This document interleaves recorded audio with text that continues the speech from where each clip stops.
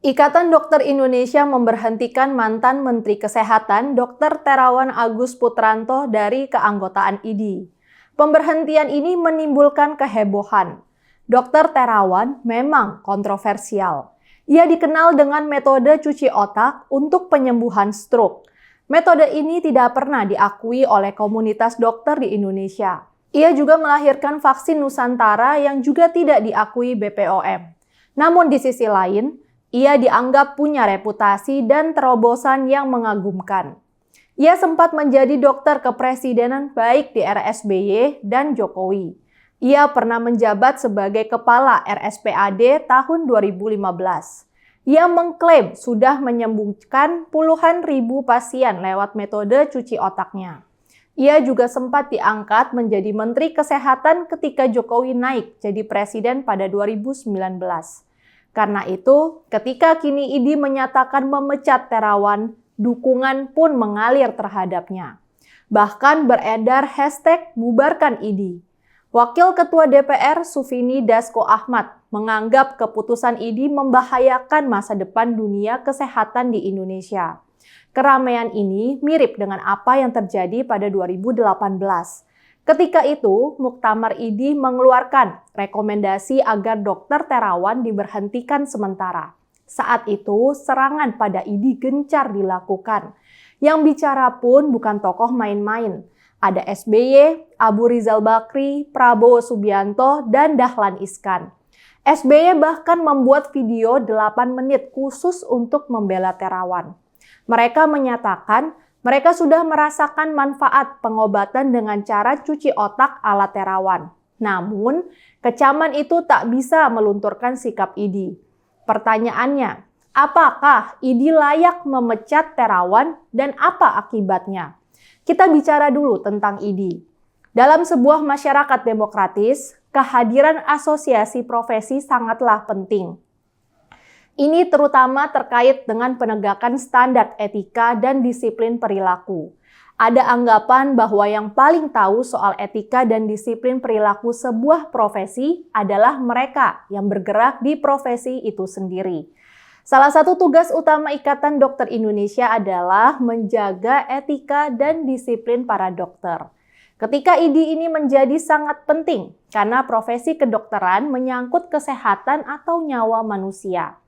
Apa yang akan terjadi kalau dokter melakukan malpraktik sampai merugikan kesehatan pasien? Atau dokter sembarangan memberikan obat yang diraciknya sendiri?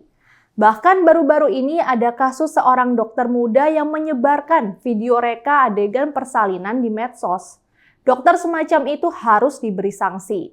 Dan yang bisa memberikan sanksi adalah organisasi profesinya. Kalau seorang dokter melanggar kode etik IDI, dokter itu memang tidak bisa kena hukum pidana.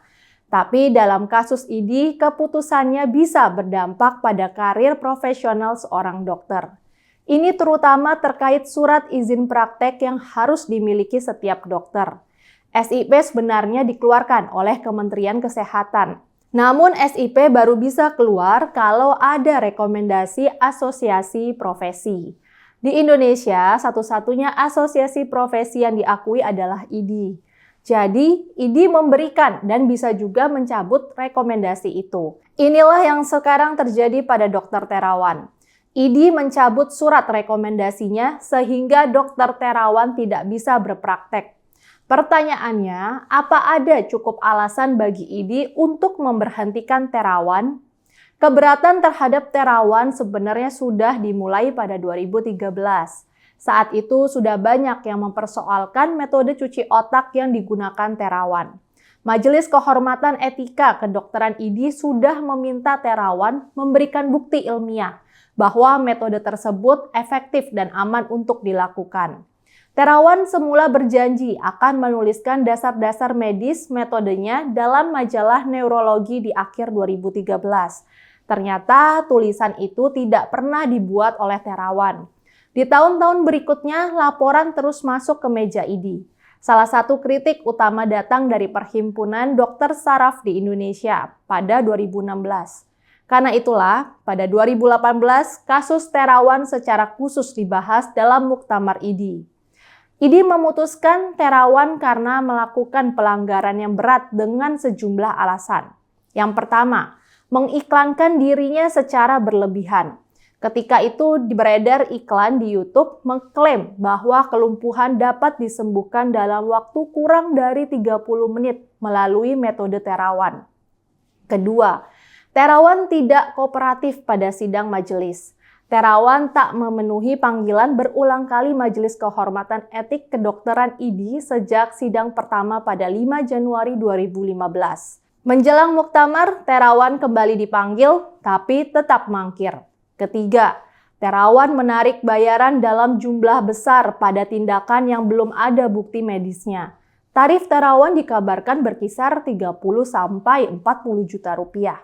Masalahnya, Terawan tidak kunjung bisa membuktikan bahwa metodenya dapat diandalkan menurut ilmu kedokteran. Untuk diakui, Terawan seharusnya membuktikan melalui uji klinis secara berkelanjutan. Dimulai dengan percobaan pada hewan untuk kemudian dilanjutkan dengan manusia. Hasilnya harus dipublikasikan di jurnal dan juga harus dinilai dan memperoleh sesama sejawat dokter. Terawan menyatakan metodenya sudah diuji sehingga ia memperoleh gelar doktor di Universitas Hasanuddin. Namun para promotornya di sana juga menyatakan mereka sendiri begitu saja mempercayai apa dikatakan Terawan tanpa pernah meneliti sendiri. Keempat, menjanjikan kesembuhan pada pasien. Secara etis ini tidak diizinkan karena sebenarnya metode apapun tidak bisa sepenuhnya diyakini bisa menyembuhkan pasien.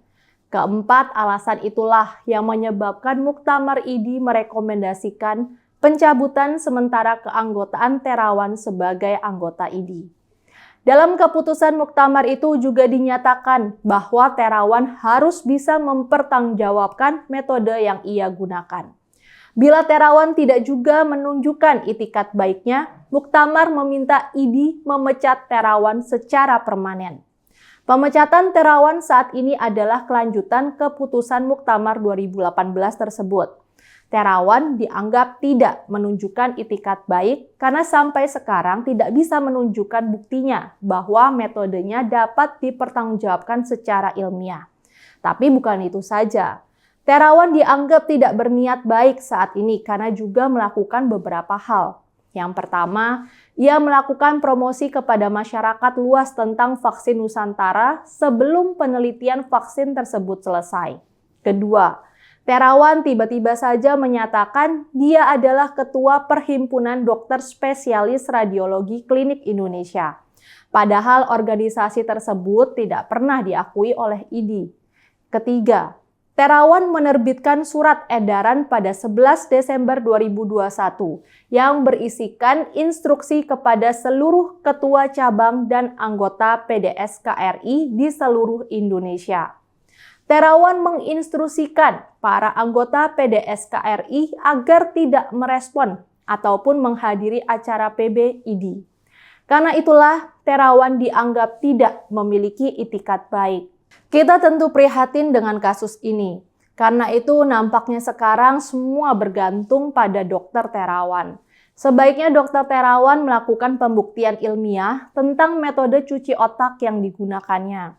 Dengan pengalamannya selama ini tidak sulit rasanya bagi dia untuk melakukannya. Saya, Rizka Putri, undur diri.